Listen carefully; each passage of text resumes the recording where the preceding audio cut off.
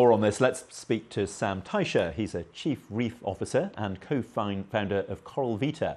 That's a company that grows coral to restore dying reef.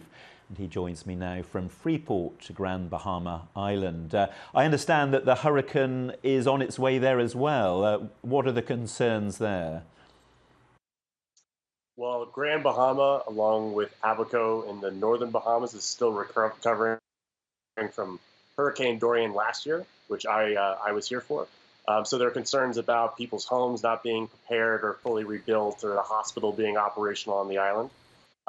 We've been preparing ourselves this week with our friends, looking after members of our community, and we spent all day battening down the hatches at the coral farm, just taking stock of food, clothes, water, flashlights, all the essentials as we get ready for the second storm in less than a year here.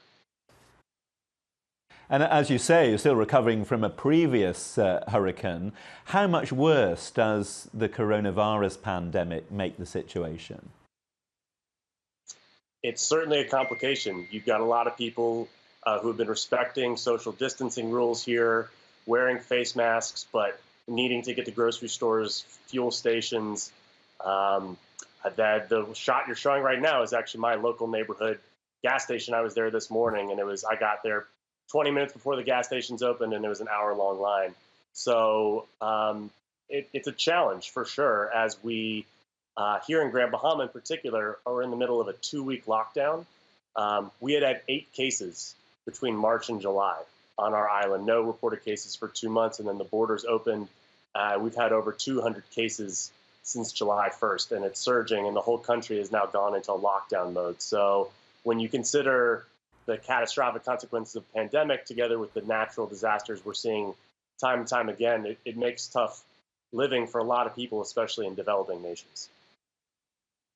Yeah, we've been so immersed in the coronavirus pandemic, haven't we, that we perhaps forget that these other disasters are taking place all around us still. Do you think that the hurricane situation is getting worse in that part of the world? Yes. Here, Dorian last year was the strongest recorded storm to ever hit the Bahamas. We had 220+ mile-an-hour winds. The storm sat on us for 2 days, and we had a 17-foot storm surge at our coral farm alone. It was the 4th straight year with Category 5 hurricanes in the Caribbean, which is unprecedented. Hawaii is also just barely missed getting hit by a hurricane. The Pacific is getting hit. You've got massive floods in Southeast Asia and South Asia right now. East Africa had a massive hurricane, which I honestly didn't even know about the same year as Dorian until after the fact. So we're seeing more intense and frequent storms together with other consequences that come from what's clearly the climate crisis that we're living through right now. Sam, thank you very much indeed. Stay safe.